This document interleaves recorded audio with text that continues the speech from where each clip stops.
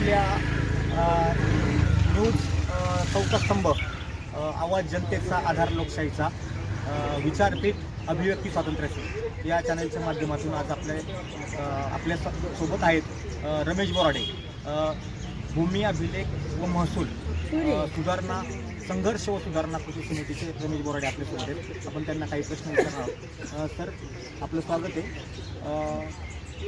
सध्या महाराष्ट्रामध्ये आणि आपल्या पुणे जिल्ह्यामध्ये जो काही भूमी अभिलेख आणि महसूल विभागाचा जो कारभार कामकाज चालू आहे त्याबद्दल आपली काय मत किंवा आपला काय अभ्यास?